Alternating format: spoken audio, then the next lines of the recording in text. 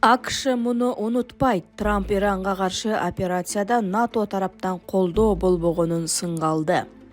АКШ президенти Трамп Иранга каршы операцияда НАТО тараптан эч кандай колдоо болбогонун билдирди.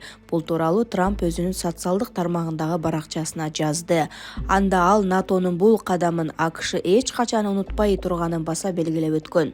НАТО өлкөлөрү тараптан эч кандай жардам болгон жок. АКШга НАТОдон эч нерсе керек эмес, бирок бул өтө маанилүү учурду эч качан унутпайбыз деген АКШнын лидери Булак Супер Кейджи. Нуриет Абдулазиз. Трамптын жеңиши. Путин аксакал 3 күндө Украинаны алам деп 5 жылдан бери саздан чыга албай жатат. Эми минтип Трамп аксакалда 3 күндө Иранды багындырам деп айласы кетти. Эмне кылышын билбей согуш бүттү, мен жеңдим деп жарыяласамбы деп турган чагы. Бул жаш балдардын арасында футболдон жеңилип баратканда тобун кучактап үйгө кирип кеткендердин эле кылыгындай. Негизи Трамп жеңди, ошол жеңиштерин тизмектеп көрөлү. Максат Орусиянын жана анын өнөктөшү Иранды алсыратуу. Жыйынтык Орус жана Иран нефтинен санкциялар алынып жатат. Максат Ормуз кысыгына ээ болуп, Иран жана Кытайды алсыратуу. Жыйынтык Иран ар бир өткөн кемеден $2 миллион алып калды. Кытай кадимкидей эле соодасын жүргүзүп жатат. Максат Кытайды алсыратуу аркылуу АКШны күчтөндүрүү. Жыйынтык АКШ түз жана кыйыр түрдө $1 триллион жоготту. Максаты АКШнын күчүн көрсөтүү, биринчи армия экендигин тастыктоо. Жыйынтык F-35 сымал учактар, Патриот системалары пайдасыз экенин тастыкталды. Максат АКШнын аскердик күчүн демонстрация кылуу. Жыйынтык араб өлкөлөрүндөгү АКШ аскердик базалары тынымсыз чабуулга дуушар болууда. Максат Хаменейни жок кылуу. Жыйынтык башка Хаменей келди. Максат Иран режимин кулатып, ички оппозицияга дем берүү. Жыйынтык согуш Иран элинин Хаменейнин айланасында бириктирип, молдолордун режимин ого бетер бекемдеди. Максат Израилди региондо күчтөндүрүү. Жыйынтык Израиль күн сайын талкаланып жатат. Максаты согушту эрте бүтүп Газа маселесин өтүү. Жыйынтык Тынчтык кеңешине кирген өлкөлөрдүн жүз бурушу. Максат ирандыктар менен арабтарды бири-бирине тукуруп согуштан чыгып кетүү.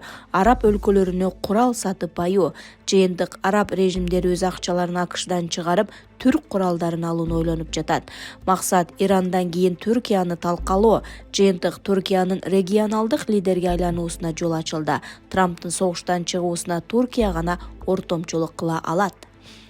Максат согуш аркылуу араб мамлекеттерин жүрөгүнө кол салуу, баш ийдирүү.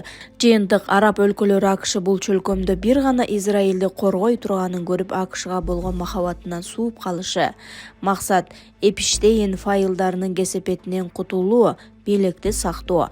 Жыйынтык АКШны Перс булуңундагы согуштан чыгарбаш үчүн чыкпай калган бөлүгүн Израиль тарабынан чыгаруу коркунучу соңунда импичмент. Алар тузак коюшат, бирок Аллах да тузак койгон. Аллах тузак койгондордун эң мыктысы. Урматым менен Нуриет Абдулазиз өзүнүн Facebook баракчасына жазган. Манас Осмон. АКШ Ормуз кысыгындагы таасирин жоготкон күнү күчүн да, үстөмдүгүн да жоготот. 1956 жылы Мисирдеги Суэц каналы Англиянын түбүнө кантип жеткенин айтып берем. Америка Англиянын ошондогу кейпин кийбесе болду. 1956 жылы Англия күчүн жоготуп супер держава болбой калды. Ага чейин 200 жыл өкүмүн жүргүзүп кемелери океандарды көзөмөлдөп турчу. Стерлинг болсо дүйнөдөгү эң күчтүү акча бирдик эле. Ал убакта адамзатка керектүү нерсенин баары Суэц каналы аркылуу ташылчу. Мындан улам ким каналды көзөмөлдөсө, ошол дүйнөнүн эң күчтүү өлкөсү деп таанылган. 1956 жылы Мисир каналды улутташтырды. Англия каршы чыкты, коркутту. Көп өтпөй Франция, Израиль, Англия 3 эл тегиз согуш ачты. Бирок Америка, Советтер Союзу жана Бириккен Улуттар уюму согушту токтот деп буйруду. Англия чегинүүгө мажбур болуп, ошол күндөн баштап колунан дөөлөтү качты. Стерлинг кунун жоготту, өнөктөштөрү таштап кетти. Колониясындагы өлкөлөр эркиндикке чыгышты. бизнес чөйрөсү тынч өлкөлөргө көчүп кетти. Жыйынтыгында 20 жылга жетпей жөп-жөнөкөй өлкөгө айланды да калды.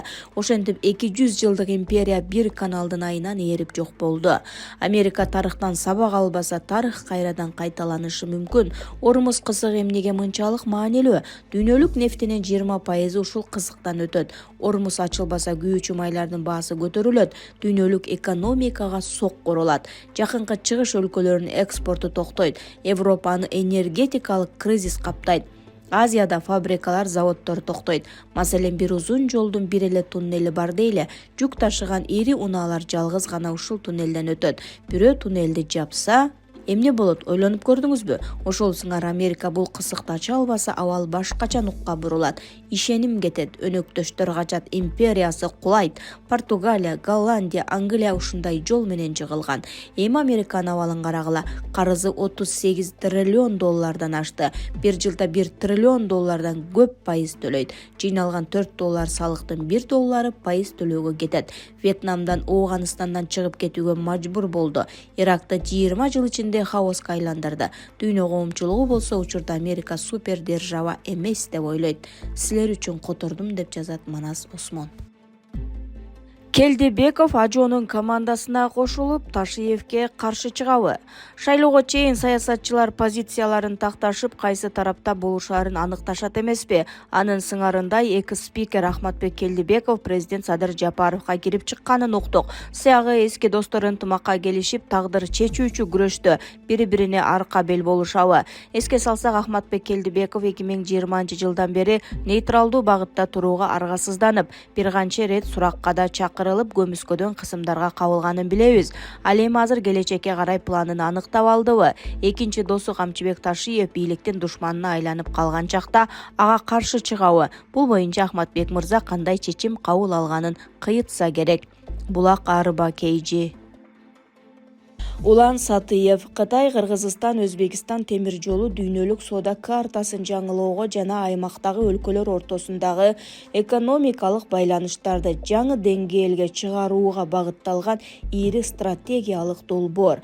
Кыргыз Республикасынын президенти Садыр Жапаровдун саясий эркини негизинде 30 жыл бою чечилбей келген маселе өз чечимин таап, долбоорду ишке ашыруу этабына өттү. Бул өлкөнүн тарыхындагы эң маанилүү инфраструктуралык кадамдардын бири. Кытай, Кыргызстан, Өзбекстан темир жолу бул жөн гана транспорттук долбоор эмес, ал Кыргызстандын келечектеги экономикалык өсүшүнүн, аймактык интеграциясынын жана дүйнөлүк соодадагы ордун бекемдөөнүн негизги драйверлеринин бири болуп саналат.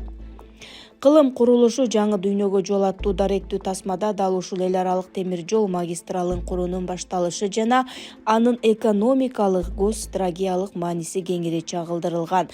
Тасмада долбоорлордун тарыхы, аны ишке ашыруудагы негизги этаптар, ошондой эле өлкө үчүн алып келе турган узак мөөнөттүү пайдасы терең талданат. Аталган даректүү тасма УТРК тарабынан даярдалып, көрүүчүлөргө өлкө тарыхындагы бурулуш учурду, жаңы мүмкүнчүлүктөргө жол ачкан стратегиялык чечимди кеңири тааныштырат.